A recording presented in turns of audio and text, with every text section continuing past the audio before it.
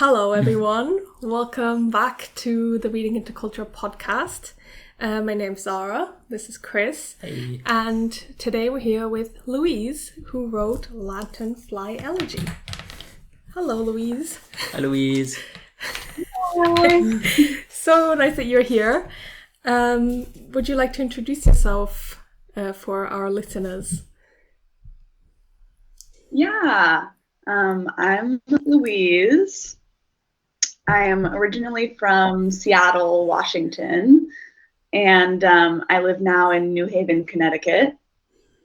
And yeah, I'm a writer and kind of a multidisciplinary artist. I do a lot of fiber art and printmaking and writing, and I like to combine my mediums. Oh, that's so cool. Yeah, very cool.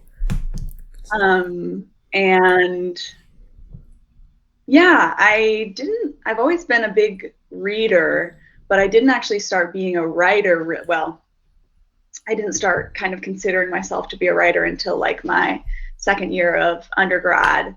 I kind of on a whim decided to sign up for some creative writing classes. I'd written a little bit of bad poetry before. We all have. As we all do. I decided to sign up for some creative writing classes, and I took a class with this wonderful nonfiction author and professor named Brenda Miller, and really fell in love with the lyric essay. She was just like a wonderful teacher, and like I kind of hadn't read a lot of creative nonfiction before that, and so then I kind of suddenly dove into that, and I was like, wow, this is a whole new genre that I didn't know existed. Like, I think that I was struggling with poetry and struggling to feel satisfied in what I was writing, but I think that the lyric essay like really opened that up for me, and kind of realizing that you can write poetic prose, but in longer form, or just like the lyric essay, I think like transcends genre a little bit. And I think that I needed to get out of genre a little bit to feel comfortable as a writer. Yeah. Amazing! What a wonderful introduction. That sounds very fascinating. It's a lyric essay. It's great form. It's really very versatile, and this is a really good example of it. Thanks for that.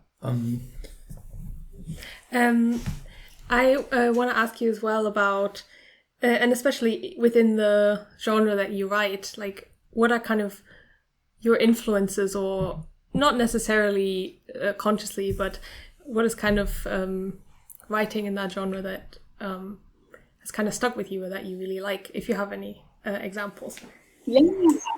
Yeah, absolutely. I think when I was getting into this form and stuff, I was a big reader of, and this is not all people who write lyric essays. These are just people who influenced me in one way or another. But I remember reading Ocean Vuong, Richard Siken, Crush, his kind of like prosaic poetry. I love Maggie Nelson, Bluets. That is really big for me. Also, one of my favorite authors of all time is Ross Gay. I don't know if you're familiar with him. He writes the Book of Delights, but he wrote a short essay every day for a year on something delightful to him. And it's just like a really wonderful exercise in attention, and he like really, really influenced me in my writing. Another one would be Hazel Jane Plant.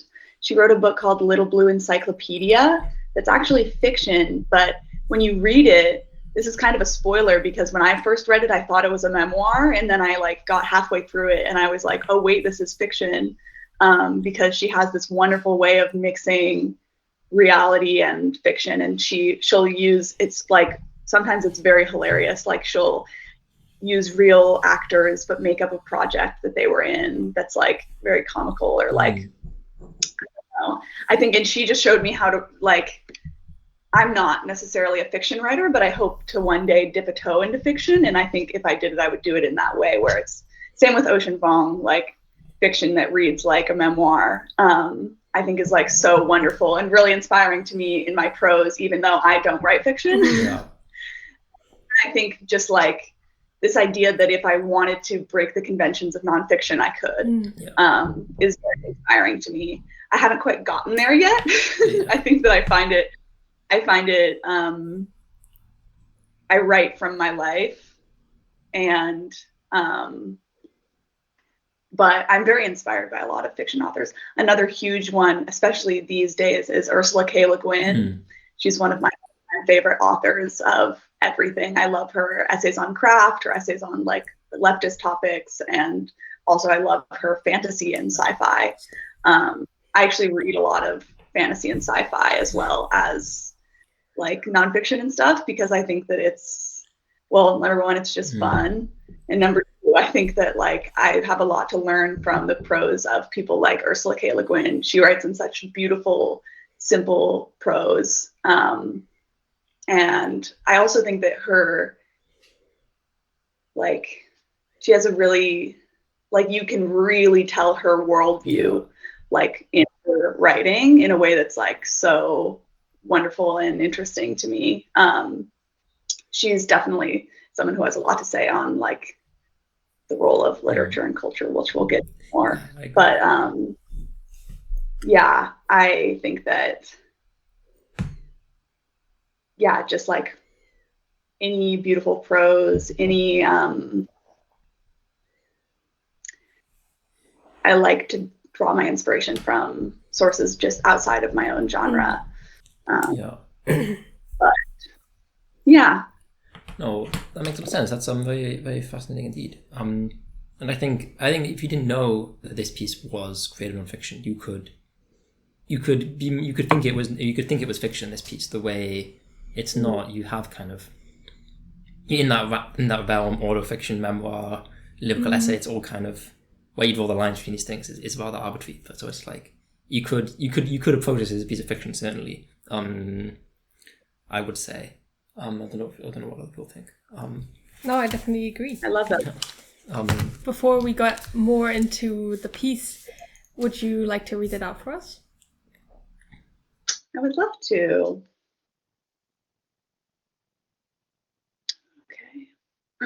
Okay. Lanternfly Elegy.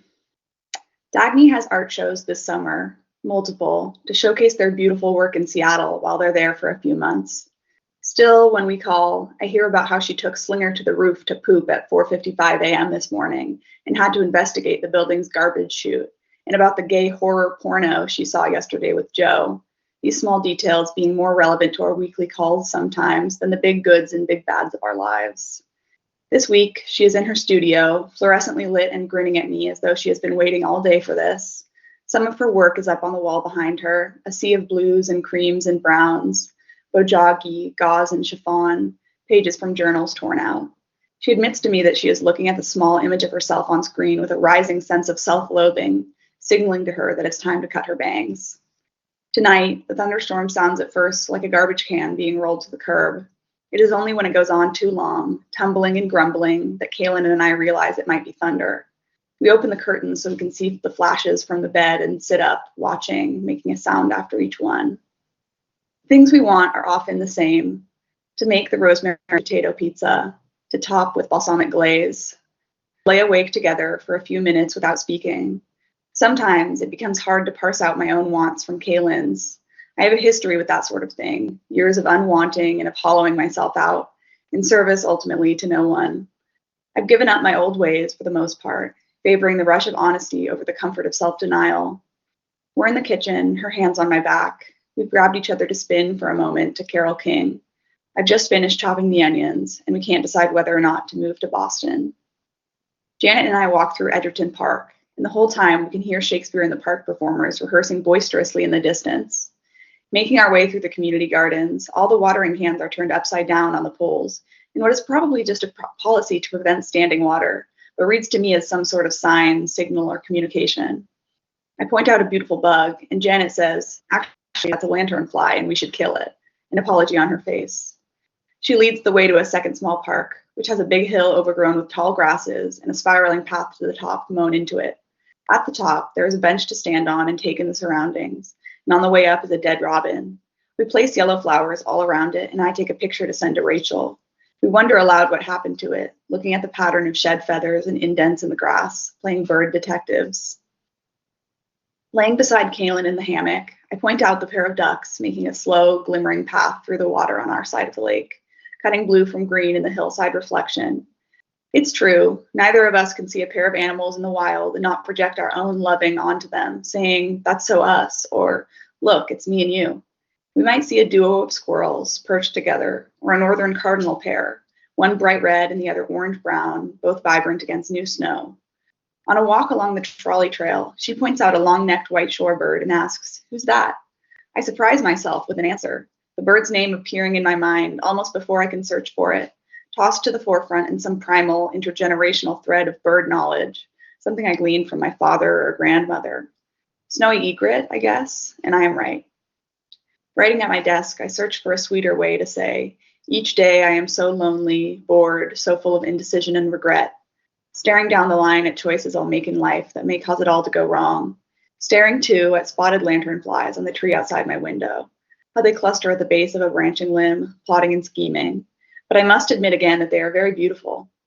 I watch a raccoon investigate the mosquito bucket, full of debris, rotting fruit, hose water, and a chunk of bug poison that Kaylin fashioned the other day. The kind of thing that, if not done right, will backfire majorly, creating the perfect breeding ground for thousands of mosquito babies. Marlena has been getting into making baskets after attending several queer basket weaving meetups, which, yes, sounds like a satire of a Philadelphia event. So I will, on occasion, receive texts like the one I received a few days ago, which read, "Basket weaving in the bath," with an accompanying photo. The photo was of a half-finished basket, a little sudsy, between their pale, wet calves, the lighting warm and dim with a few candles on the edge of the tub. This hobby and its meetups add to the growing list of activities. See Butch Femme Picnic or Dyke March with the lesbians from the Grad Student Union, etc., that make up Marlena's gayest summer yet. My psychiatrist has just moved houses and is in the process of unpacking. And on our video call, it looks as if she's drinking wine out of a Christmas glass. She interrupts herself to laugh at this, saying she just saw herself and realized. "It's hibiscus juice," she tells me, "and it is from a Christmas glass, holly leaves and snowflakes." In June, we discover fireflies in our own backyard and sit close together at our table to look out the kitchen window as they dive in and out of the garden. I find in my orange journal, "Is this a life? Something stuck in my throat? Something lodged in there, something I'm unwilling to give up? Some new hope stuck coming up or some new truth stuck going down?"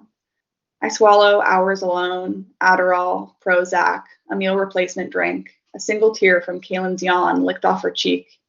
I check my phone to see Kathleen has texted me, telling me that she's made 3 of her friends read the poem that I sent her because she loves it so much. Janet comes over for dinner, though because of the broken jaw, dinner for her is more of a series of beverages. We make lentil soup and blend it up with the immersion blender until it's creamy, and I almost become jealous of her blended version. Janet comes with her own cloth napkin, a green gingham one that we found together at the Goodwill the prior week. She also brings over a protein shake, strawberry flavored and in a can, that we decide looks alcoholic or like an energy drink. Across the street, I see Kaylin's 2 braids down her back, the new blonde streaks woven all the way through. We've pulled up to our home at the same time. I look up and am startled by her grinning at me, hair shining in the early evening sun. We spend too long deciding what to have for dinner, feet tangled together on opposite sides of the couch. We debate a walk to the store, then debate how to avoid that. We land on tofu satay, which we cook while I text Ames about their top surgery results. While stirring the onions and cabbage, I get a picture. My first glimpse of their new bare chest, the birds under their collarbones colliding above fresh, clean scars. I find myself wishing I was on the West Coast cooking for them, arriving on their doorstep with peanut sauce and cloth napkins. Mason texts that he finally got my birthday card from weeks ago and thanks me for the zines, saying that they remind him of Linda Barry's work, the drawings with the writing and the humor. He's always encouraging me this way and asking if I've considered art school, telling me I should go to Parsons, things like that. So dad-like in his unhalting belief of me. He sends a picture of his own sketches of Colville, and I love them. I always love his art. It reminds me of Lopez and cold spring mornings, warm summer evenings, walks along the cliffs, the rope swing. The tall stump in the yard, which stands at least double my height, is now covered with greenery, vines in a tangle all over and a few sprouts coming from the top of it. The Fritos bag trapped in the fence is made redder and yellower by all the new verdant green. Today in the rain, I smell dirt and fast-growing things when I step outside. The tree by the car continues to drop its blossoms. Kaylin and I pull a U-turn to stop in at the Seymour Historical Society art market. The woman behind the table full of checkered handkerchiefs asks me, for a dog, I assume, as I am browsing for myself, and I'm not sure what to say. We somehow keep from laughing until we are walking away towards the decorative wreaths. Browsing the antique barn, I begin wishing I was a furniture restoration dyke who knew how to use a sander. Ames has been working a lot in the new studio since their grand opening. I see their pictures of a table covered in heart-shaped boxes and jars, waiting to be put in the kiln. When I finally get to visit, I open their studio fridge to a wall of sparkling waters. I'm told to help myself, aside from the Topo Chicos, which of course are lanes. We take a walk out the back of the studio along the disused train tracks, picking wild blackberries and sweet peas. I tuck a bright pink bloom into the carabiner sitting at their hip and take a picture of them with a colorful graffiti. My phone shows me a picture of this time last year. Dagny and I at the breakfast table, both in our favorite author fan shirts, Austen and Baldwin. And I remember how that morning, though we'd gotten up together in our shared hotel room, giggling and gossiping and intimate in a way we hadn't been since we'd lived together years earlier, getting dressed side by side. We didn't realize that we were matching until finishing up breakfast at the ranch, getting up to clean our plates, and exclaiming at the sight of the other's shirt, both agreeing that we had to take a picture. It's August, and smelling tomatoes strongly on my fingers, having pinched small shoots from the crook of the plant stem to encourage it to produce fruit, I remember myself a few months ago, in doubt that I would really build a garden, hopeful but not yet trusting in myself to follow through. Now, I sit in the sun by my raised bed, replacing the cosmos dug up by the squirrels. We've been in a standoff. They dig, I replant. They dig again, I replant again.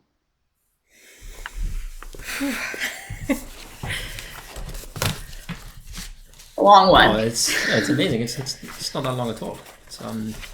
It's perfect. Yeah, I think what a very well read, amazing. I think it's still just a very, very striking piece. I really enjoy it. Thank you so much. I think I would like to start by asking you to tell me about the Lanternfly. Yeah. Well, the piece didn't always have the title Lanternfly Elegy. I think that I found myself writing about lanternflies a lot. I don't know. I would just write sort of snippets in my journal.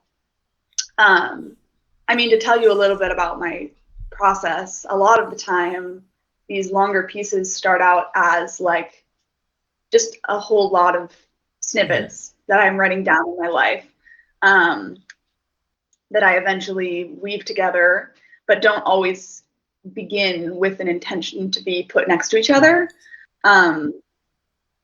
So I just found myself writing about lanternflies sort of over and over. There's something about, they're so beautiful and innocuous looking, but I mean, they're really terrible for our ecosystem, and they're an invasive species, and there's this whole thing where you're supposed to kill them on site,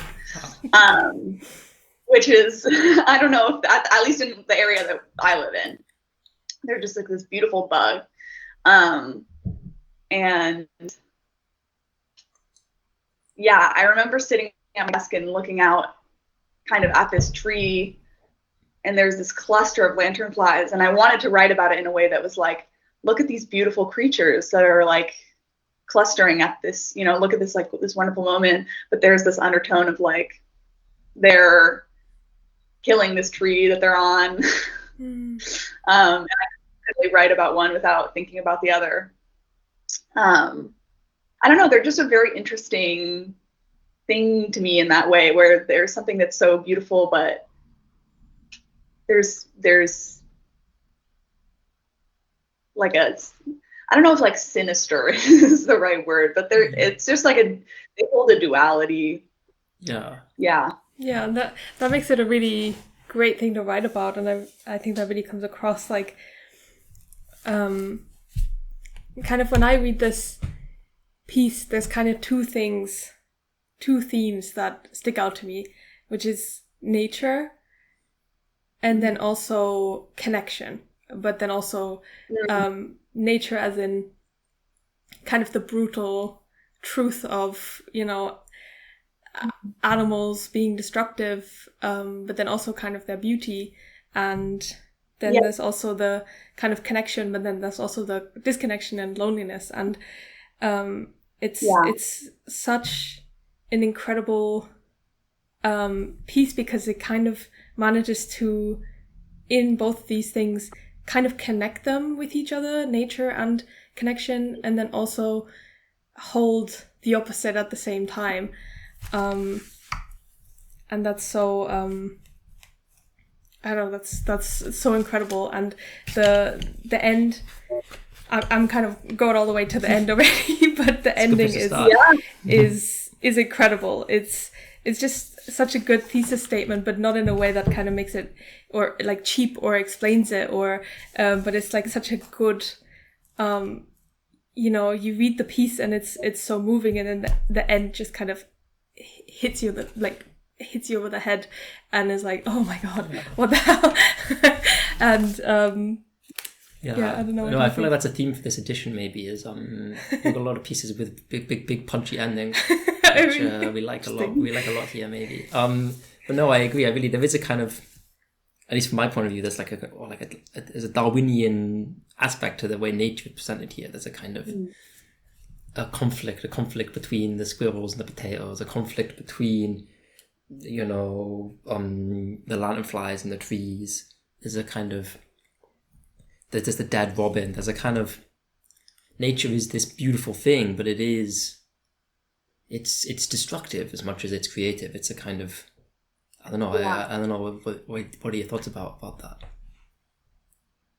I love that. I think that's like, I really appreciate hearing what others take from a piece like this specifically, because I think because of the nature of how it didn't start out, I didn't just sit down and write the full piece at one time. It's like that I've woven together, and I'm kind of like, does this work? I think that sometimes when I write a piece like this, I worry, are there any common themes? But I think because of the nature of the fact that I wrote it all in a certain time period. It's things in my life that are coming up over and over that I then put together. And so of course there is going to be common themes. And I think that just kind of shows me what was I thinking about, and what was coming up for me over and over in my life in that period when I was writing that.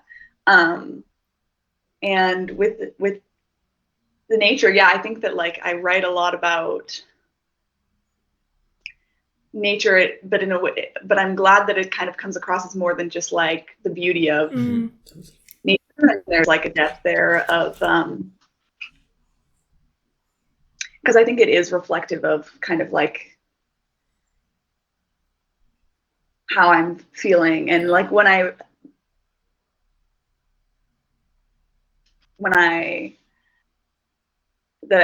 talk about my garden, I think that just spending time in my garden that I made had a profound impact on me and my inner world. So I love that that's reflected in the piece. Yeah, I find it so I don't know, it feels almost the speaker, tries to view nature as kind of a beautiful, simple thing. But there is also kind of as people from the Western world in the 21st century were kind of so disconnected from nature, and there's this kind of drive to reconnect with nature in a kind of purely positive way, but then also kind of the knowledge that if you're really connected to nature, that is not always a positive experience. And this kind of moment of, oh, look at this beautiful bug, that's so cool, and kind of just thinking about this kind of aspect of it. And then the friend is just like, yeah, we should kill it because it's actually really bad, is such a great moment, because it's exactly kind of this this I don't know, it's almost like a little naive to just view nature as this beautiful thing, and that moment really, really shows that. Yeah. I love what you said about sort of in the Western world, how we're so disconnected from nature. Because I also think that in a similar way, we're very disconnected from this idea and very scared of death. And I think that's something that I think about a lot. And I mean, I personally am, yeah, me too. I'm also scared of death. Because that's just like the world that I grew up in, is this, the society that I grew up in, so disconnected from mortality and death, and doesn't want to acknowledge that. And I think that nature is like constantly reminding us, if we're willing to like engage with it, it's constantly reminding us of our own mortality and of like the cycles of life and death. And I think that that the dead robin and the lanternfly are like sort of examples of when nature is just like giving me these reminders. Oh, that's such a good thing. Like, that's such a great thing to say. Yeah, you're so right. Yeah. And I think that really comes across as well. There is this kind of, I think that really comes across. And I don't know if there's even, I also think it's really striking in this piece, just like this kind of, there's the kind of diaristic quality, as you said, it kind of, for me, you said you wrote it in like snippets, and they weren't necessarily designed to connect to each other. And that I think really comes across. It gives it is like a diary in that sense to me. That's how it reads. It's like, here's a thing that happened today, and then here's a thing that happened tomorrow.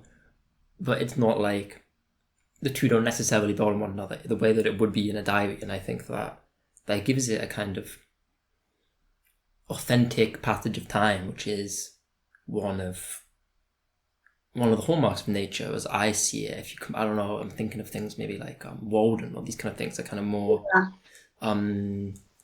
a kind of a diary is a marking of time that allows one to experience nature, perhaps. Maybe is a thought that's coming to me. I don't know. Yeah, no, I love that. I think that it's so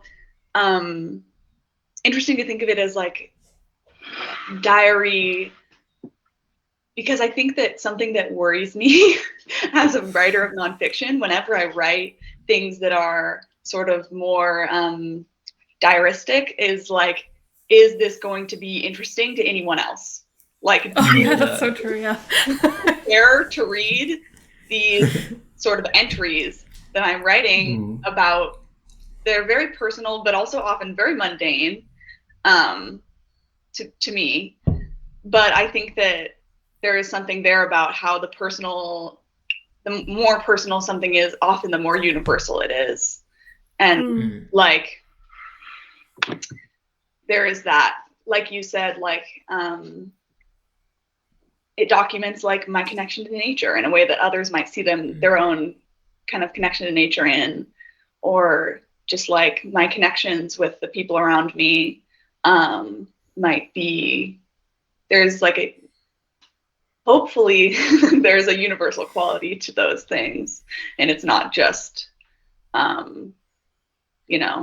like reading my diary, which I think would be very boring, but maybe.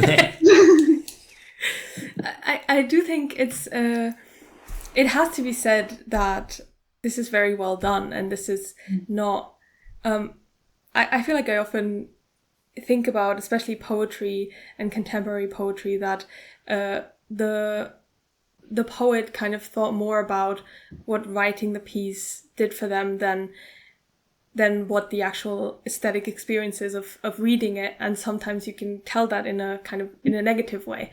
And sometimes it can be really, really great. And I don't get the sense here that this is a selfish piece, if that makes sense, that this is just about like, this, I just needed to write this and that's why it exists. But it does feel, even if it wasn't necessarily intentional, it feels intentional. And that's kind of the more important thing. It feels like there are themes across these that really say something, and there's so much beauty even in all these little snippets. and then how they go together just works really, really well. And there's a competence in that, and there's a skill in that, even if the way that you talk about it is that it was almost accidental. But it's sort of the thing of like, you can do everything in any way that you want, but sometimes it just can't seem like, it can be accidental, but it just shouldn't seem that way, if that makes sense. That's nice to know that it doesn't come across as fully accidental. Because I mean, underneath, I think there is some like unconscious intention. I am writing things like that when I'm writing snippets. I also think it's interesting because I think a lot of the time when I'm writing about my friends, there's an unconscious thing where it's like I'm writing for my friends. Like I love to share the things that I write about my friends with my friends. And I think that that's like kind of part of the like more than just writing for myself. I'm writing for like the people that are in my piece, and just like my little circle, which then I think comes across nicely to a wider audience as well. Yeah. Yeah, no, I totally agree with that. I think that's like one of the most striking things about the piece is just the relationships are entirely unexplained, and it's simply first names, which is very, you would usually say my friend rather than Dagny, or you would say my friend, comma Dagny. But to just say Dagny is it's one of the striking things about the piece, and it really allows the reader to infer these relationships. And I find that very effective, and it gives it either a feeling of this diaristicness, which is how I kind of interpreted it, but what you're saying there, that it's a model literature of kind of writing for these people, because everybody knows who Dagny is in your world, so it makes sense, so I think that's very striking. It gives it a real intimacy that I really enjoy. So I don't know, maybe there's a totally different intention behind that, but that's something that's no, I love that. That's who knows.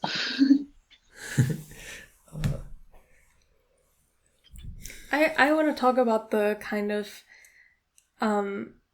the connections and the disconnections in this essay, or prose piece, or creative essay, or whatever you want to call it. In this piece of writing,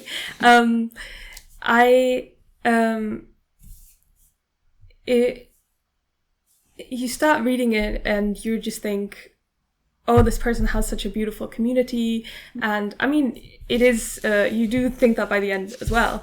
But then at some point, not even that close to the beginning, it starts kind of breaking down a little bit. And there are these holes poked in that image of kind of connection to others, and such complete connections, because the connections seem so close and so intimate and so involved, and then there's the writing at my desk, I search for a sweeter way to say each day I'm so lonely, bored, so full of indecision and regret.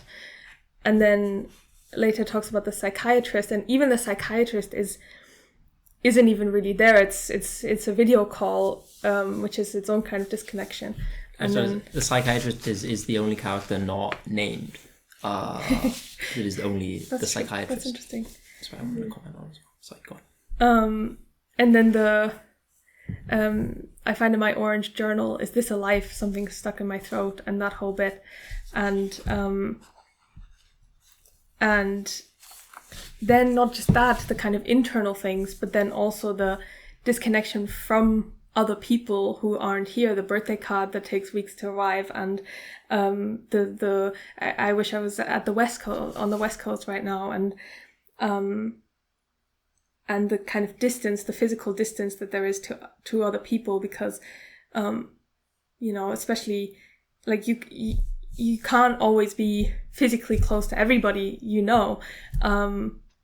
and I mean, we've both lived abroad, and so we know that even if you go somewhere else and then you come back, then there are other people that you know from there, and there's always then someone far away. And I don't know, I don't think I don't know if I've any particular thing to say about this, but I just found that so beautifully put into this piece, and it gives it a real depth and an emotional weight. And then, of course, the ending, it kind of talks about exactly this, the kind of, I replant and they dig again and I replant again. And you kind of keep making new connections and keep replanting, you know? Yeah.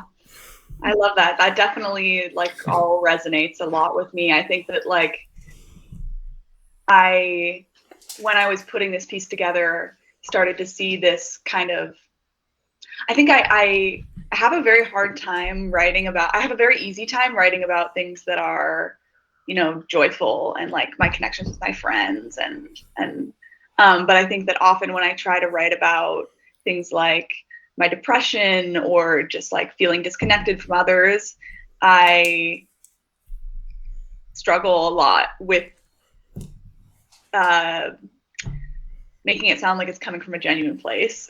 So I think that like it's very nice to hear that kind of comes across. And I kind of went out of my comfort zone with this piece a little bit with putting more. I find that some of those sections that you read out, I almost didn't include because I was like, oh, this is, you know, you judge yourself more harshly, I think, on when you're writing about things that are more vulnerable. But I think that, yeah, I do have the experience of like, I have a wonderful community, but a lot of those people are scattered across the country and the globe. And I think a lot of people experience that or just experience this feeling of, I have a wonderful community, but I'm still depressed and feel lonely all the time. Yeah. And I think that I love that it was able to come through in this piece like that. I find that so interesting that you say that you find it easier to write from a place that is joyful. That's I feel like that's very rare. It's always this kind of you know, the tortured artist. Yeah. I think about that all the time, where I'm like, the easiest poetry is like the emo parts of you. Yeah. And I admire like so many artists who write from a place of sort of pain and I think that that's sort of like the cliche of, yeah, like the tortured artist. But I think that I'm just like a lot more motivated by it's like what I was saying, Ross Gay, The Book of Delights, motivated by finding, you know, turning my attention to the things that are joyful in my life and documenting those, I think is also just a practice that I do for my own like mental health. So I think that is and worldview and I think that is what comes most naturally to me as a writer, and you know, yeah. Yeah. That's really, I think that's a good thing, you know, to turn your attention towards delightful things. Yeah, no, I agree. I think that's the important thing about both writing about very bad things and very good things, about big bads and big goods, as you put it, is nothing is kind of unalloyed. Nothing is, to write something that is purely, this is a terrible thing that happened, is insincere. It feels like a lie, because it so often is. Yeah. And to write about this, everything's great, it also feels like a lie. So even when things are great, they're still bad, and even when things are bad, they're still great. And you kind of need some kind of recollection of that, which is what this piece has so well. Is it's a very joyful piece about all these interesting people doing very interesting, cool things. But there is it's still life. It's still, you know, and I think that's very well done. I want to talk about the big goods and big bads, if that's okay. It's because that's kind of, the piece doesn't have like a narrative. It doesn't really have any big goods or big bads. And I think it reads to me almost like a kind of a comment on this kind of style of writing. It is about the little details. And was that there is there's a gesturing towards a very loving romantic relationship as I read it, and also a kind of internal difficulties that are there but not mentioned and not explicitly mentioned. And I think that's, I don't know, could you elaborate on that kind of what you understand by big goods and big bads, and what that means to you? I think that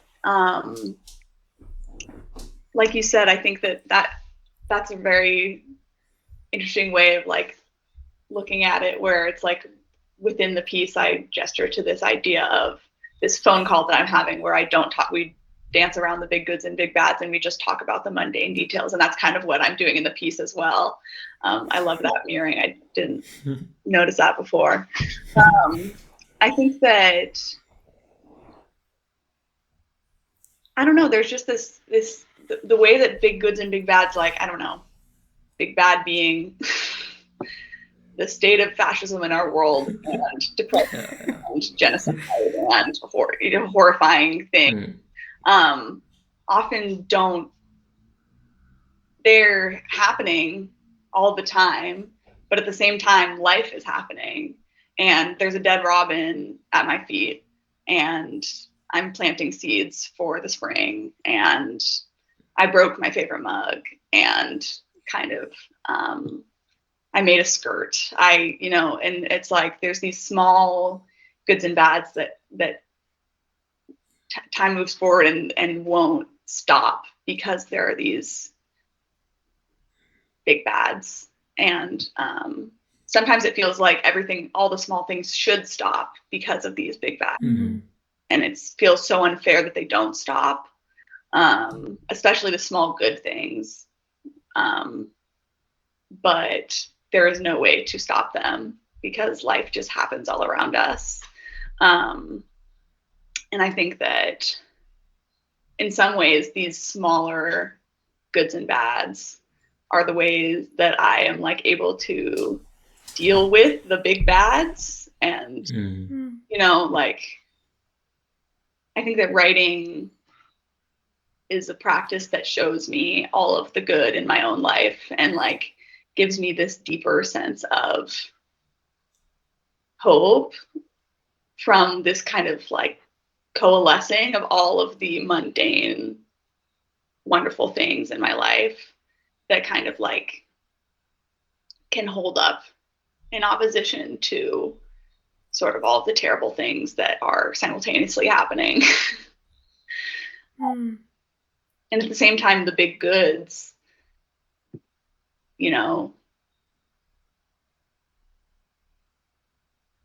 I think that there are very few big goods in this day and age. Not gonna lie. I think that maybe like big celebrations, maybe big milestones, maybe getting married, maybe, I mean, I have some big goods. My partner is a big good. My community is a big good. But I think that more often there are a vast collection of small, wonderful things that kind of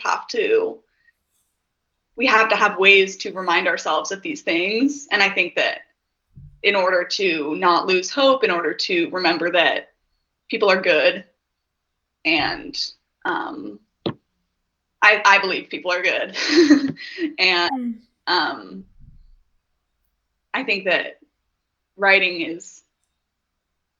and reading for me are two of the things that help me kind of in that. That's such a beautiful perspective. That really, that rings very true, I think. And to kind of use writing as a sort of way to pay attention, I think that's always been my kind of favorite part about writing. Is not even the writing itself, it's to have something to write about, you have to first pay attention. And I feel like I can't always be in that mode. I have like phases, but when I am in that mode where I'm paying attention because I'm trying to look around for inspiration all the time, those are my favorite parts life, and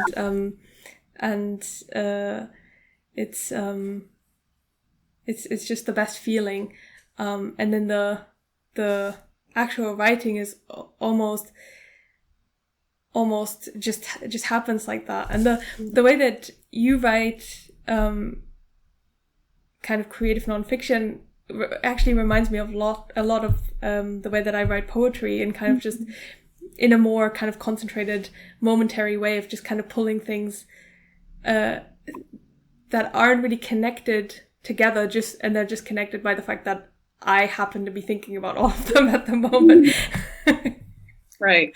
No, I totally agree. It has I think that's the way the word lyric essay is very good. It is very lyric. It is very, it engages with the world in a very lyric way, so to speak. As a kind of, as an eye and as an observer, as a a kind of romantic observer. That is, I find very very so it's very lyric, and the kind of the images and moments being placed next to each other with the reader finding the connections themselves is also a very lyric approach to writing, I find.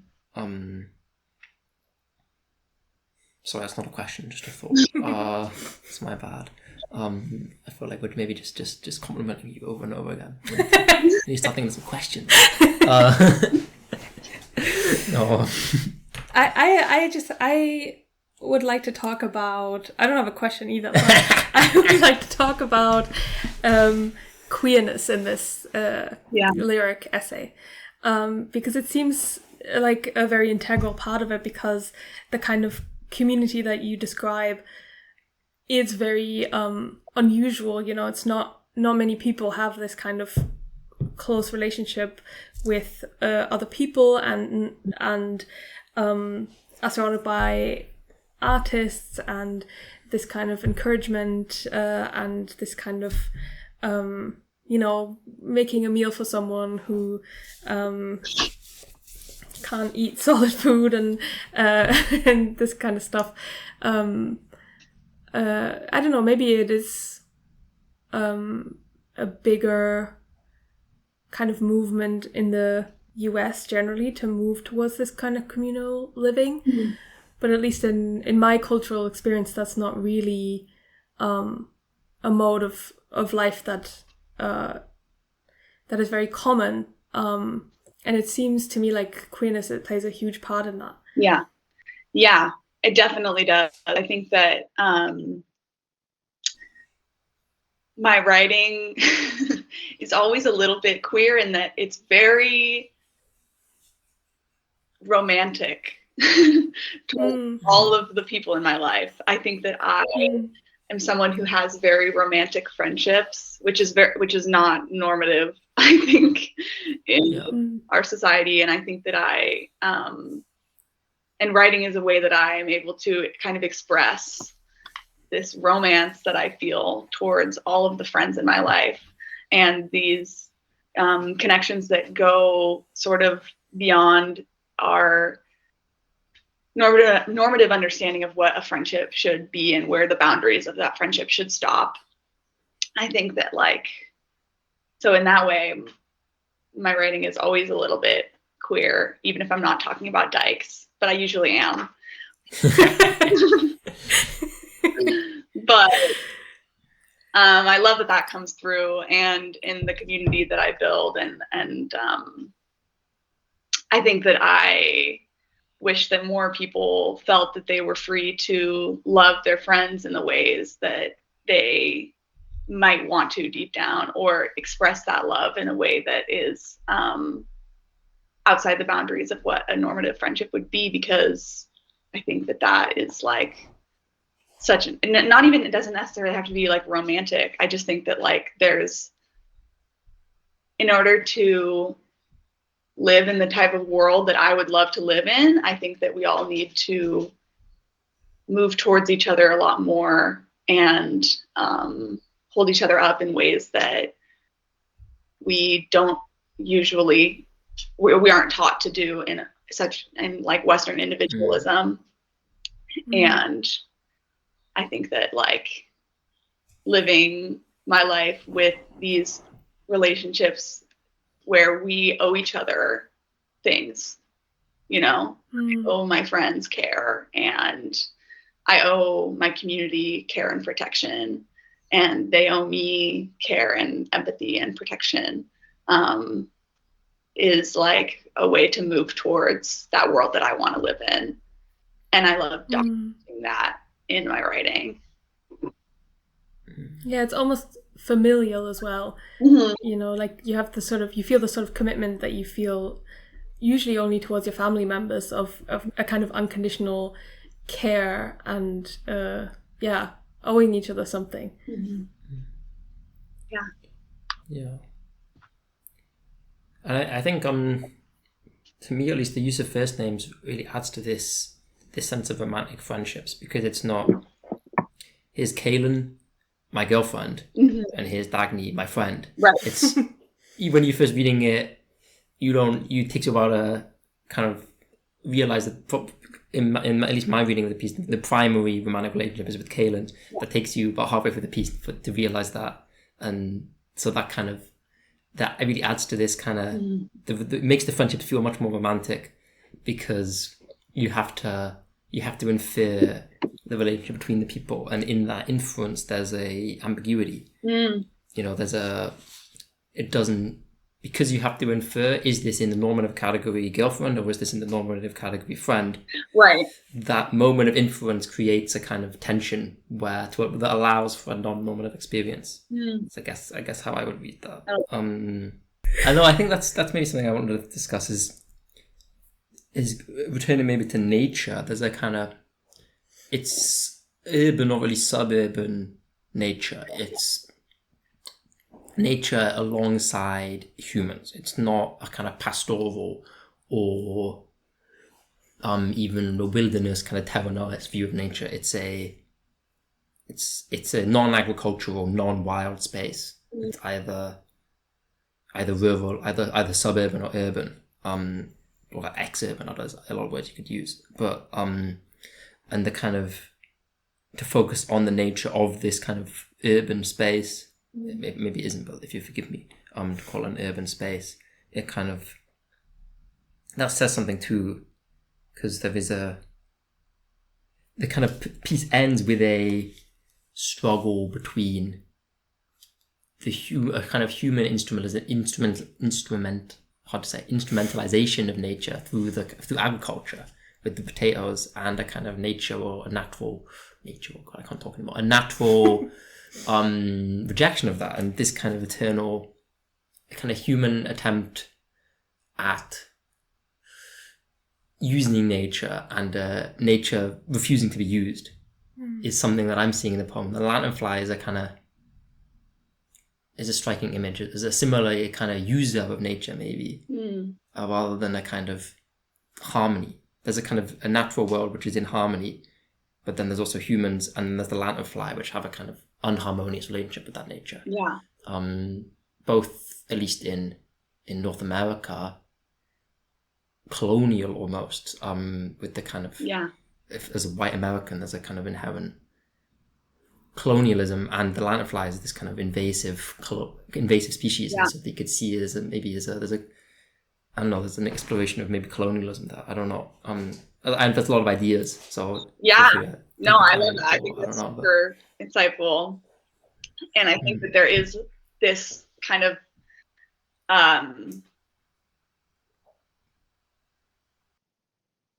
there's this similarity to I have this similarity to a Lanternfly, in that I think that my relationship to nature as like a white settler is always going to be in some way exploitative wherever I am. I mean, and I think that's on the West Coast, on the East Coast, like especially on the East Coast, I think it was a real shock for me moving here, because on the West Coast there's just, obviously there was a lot of colonialism and genocide on the West Coast as well, but there's more of a presence of indigenous people sort of that remain on the West Coast, versus coming to the East Coast. I think that it's so there is like such a lack of presence, and not on the part of the indigenous people. They still exist and they're still here, but I think that culturally, because the East Coast was the original site of colonization, and like I'm living in this town that still has these colonial buildings, and like it was established in so long ago. It's like there's a very interesting history there where I'm writing about New Haven. And it is kind of one of these first sites of colonization, not New Haven specifically, but just New England. And my relationship to nature is sort of inherently, maybe not inherently violent, but I think that there is an argument for that for sure. And like, sort of like the way that I interact with the natural world is, in an ideal world, would be a harmonious relationship. But I think that because of the position that I hold in society, it's going to be, there's going to be discord there, just like by the nature of who I am and where I live. And yeah. Oh, that's so fascinating. That's very fascinating. As European readers, I think we have a slightly different relationship to the text and to nature and to colonialism. And I think that's something about, generally it's true about a lot of American writing, but it's true about this piece is I have to look up all of the plants, and I have to look up all of the birds, and I have to look up we don't have those here. I don't know what it was in egret. I don't know. We don't. So there's a kind of, it's a very interesting and alienating experience to read.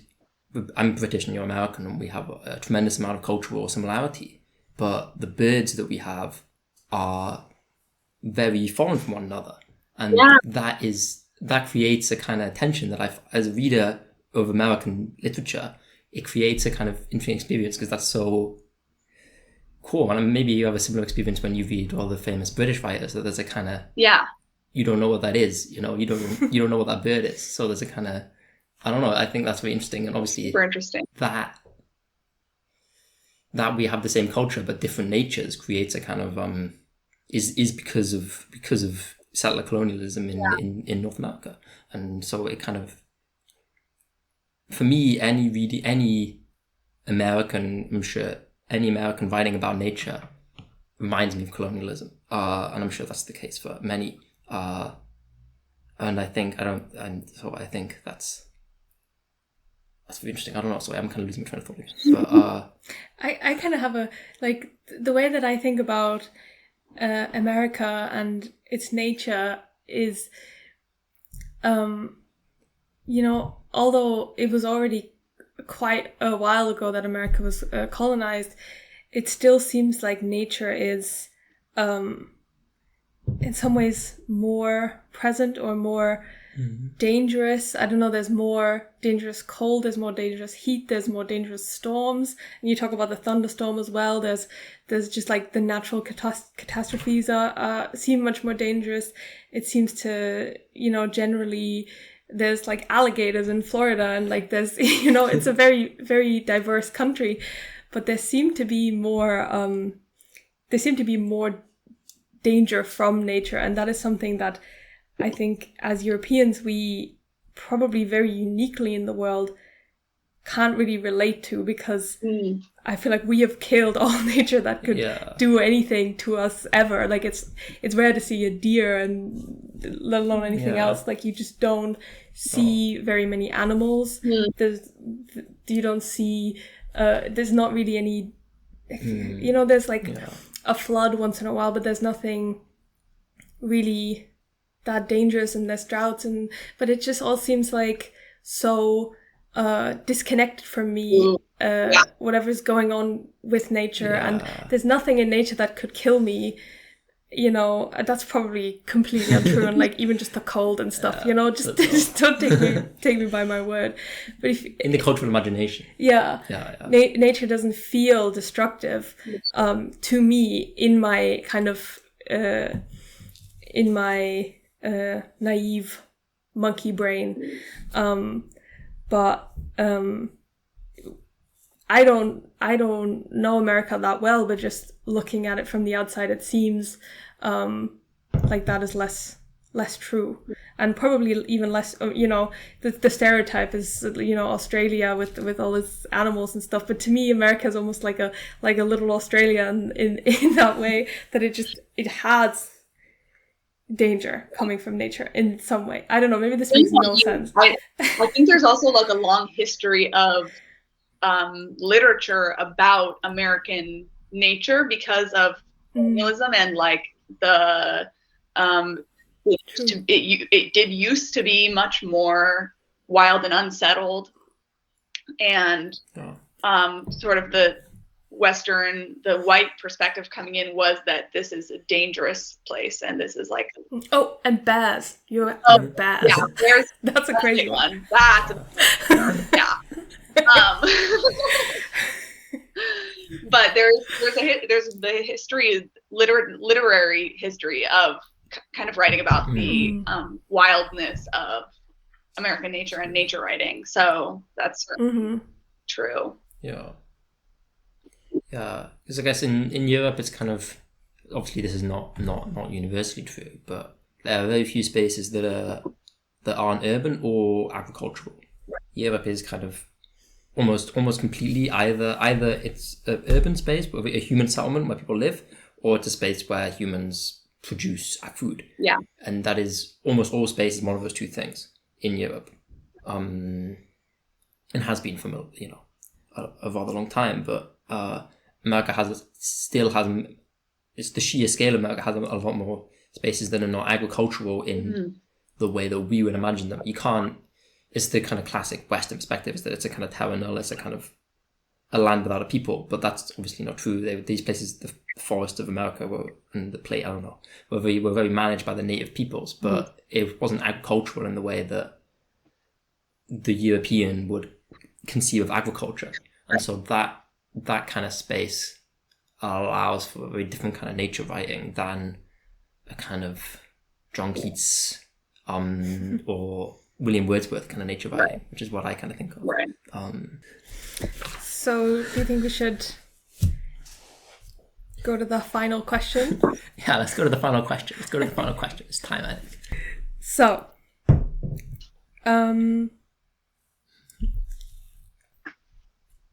what do you think? What? It was a long pause, I'm sorry.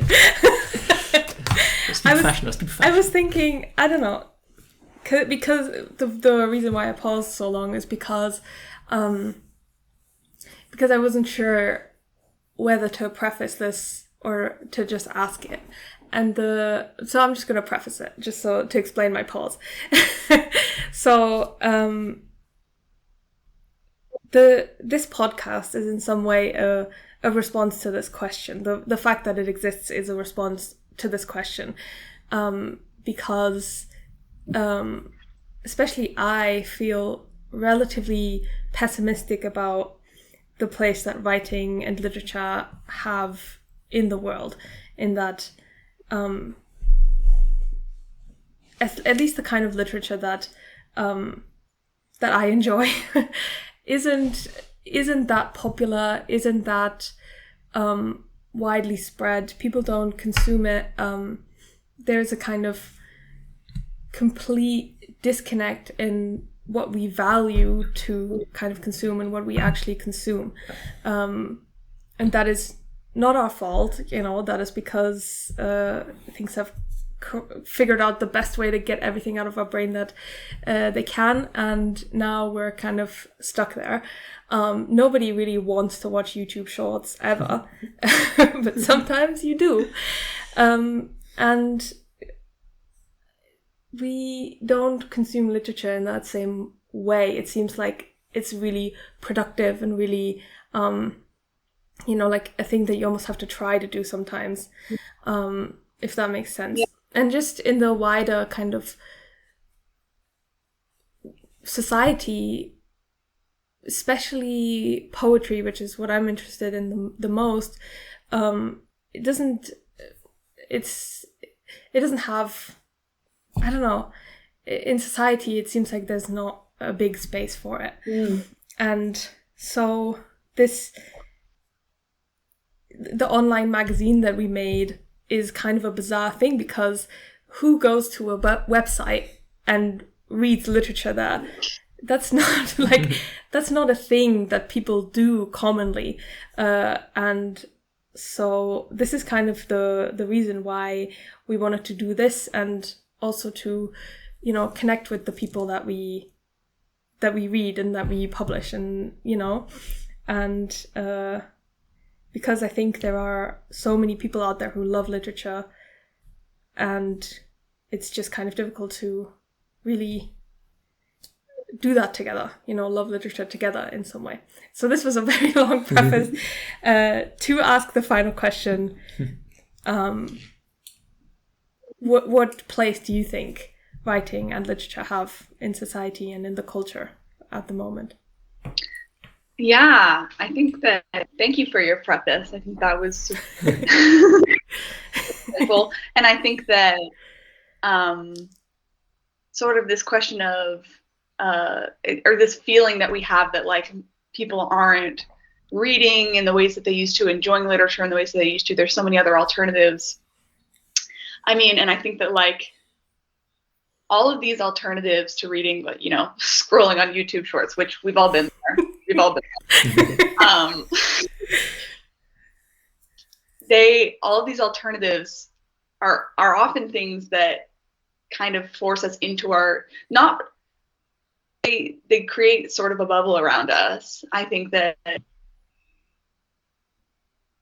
capitalism and living under like Western hegemony, like capitalism wants us to always be thinking in terms of individualism and the individual and ourselves. And I think that it wants us to feel alone, and it wants us to feel unseen. And I think that literature combats those things, and literature is often a connector, or a space to feel seen, to feel connected to others. And so, I mean, I think that there's a reason that art is so unfunded in our society, and we don't value art and writing and those sort of arts in a monetary way as much as these other things that are more productive. I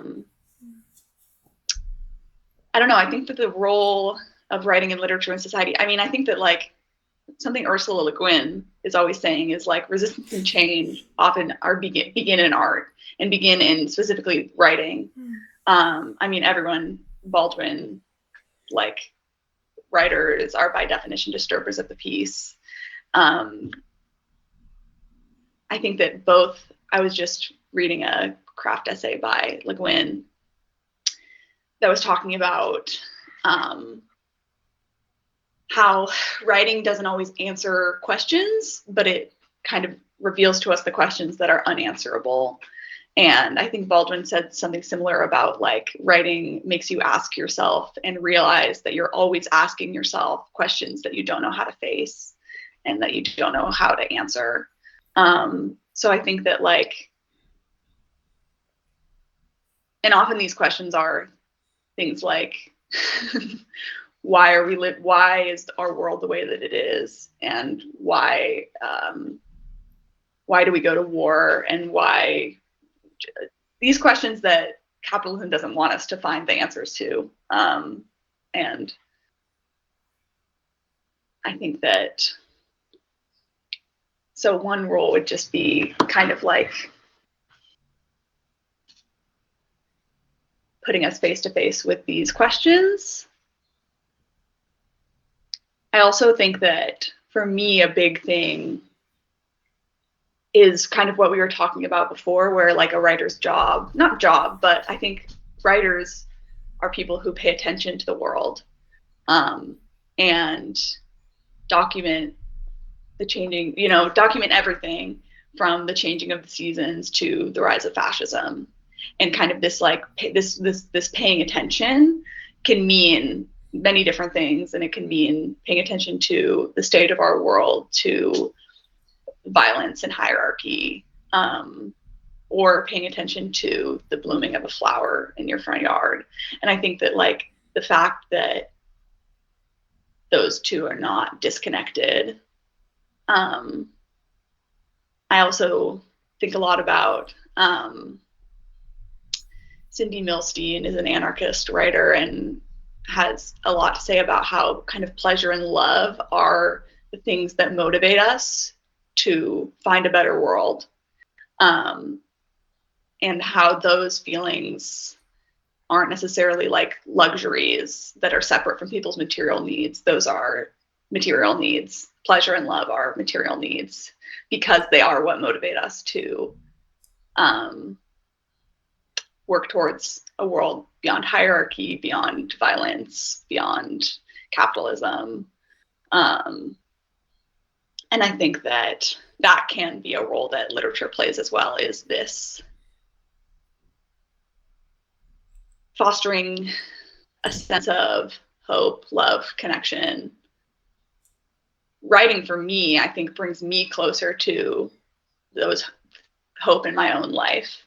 So just like as an individual, my personal creative practice, it like leads me towards truth, leads me towards love, gives me personally the hope to participate in my version of what the revolution is to me, you know.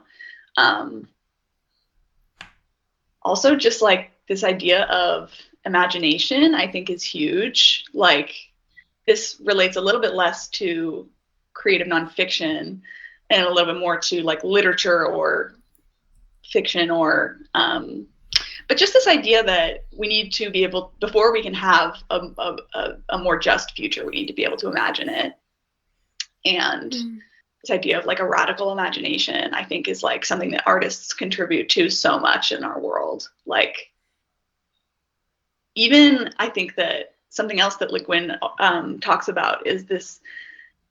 She talks about it in terms of sci-fi specifically, but there's this argument kind of against genre fiction in general as genre fiction as trivial and escapist. And I think that Le Guin argues that something like science fiction, when done right, she's like, well, yes, we're escaping into a world that is, what does she say? I think she says we're like asserting the existence of a more vivid world and like asserting the existence of a world that is where like joy and tragedy and morality all exist. And I think that in some ways, escaping into literature can be about imagining a new future, and both like finding hope, but also just imagining ways that things could be different. Because before you create change, you have to be able to believe that change is possible. Yeah, I've just been rambling for a really long time, but No, that was amazing. Yeah, it wasn't rambling at all. That was a wonderful answer. Thank you so much. For really meaningful thoughts, I think. Really, really profound stuff. Yeah, literature is, writing allows us to kind of imaginative capacity, which is so often robbed from us. I think that's very. I think that's a very insightful way of looking at it. Thank you so much for sharing that. Yeah, I'm really gonna take so much away from this chat, and especially the kind of joy and delight and focusing your attention on those things. That's really, that's really, really lovely and wonderful. I agree. I think it's been a really wonderful chat. Thank you so much for doing it with us. Thank you so much for being here with us, giving us your time. And thank you so much for sending us this wonderful piece and allowing us to read it and to publish it and to discuss it, and to, it's really a privilege to read it. It's Wow, yeah, Very wonderful piece of for writing. having me. This has been so wonderful. Like you said, I've like the reason for this podcast being to connect with others around literature. I feel like so connected in this space, and like this is just like a wonderful experience. And thank you guys for all your kind words about my piece and for reading it and publishing it. And this was just lovely. I agree. Well then, thank you so much for watching the podcast. It's been a really wonderful episode, I think. I hope you guys have had a great time listening to it or watching it, depending on what you are doing. If you want, you could follow our podcast, give it a review. It would be lovely. Tell all your friends about it. All of them. Don't leave anybody out. That wouldn't be very kind. And yeah, we're counting. By the way, hope you'll tune in next time. We'll be discussing another one of the pieces from our spring 2026 edition. And if you would like to read Louise Heller's piece, Lanternfly Elegy, it is on our website, readingintoculture.com. So yeah, thank you so much, and have a lovely day. Bye.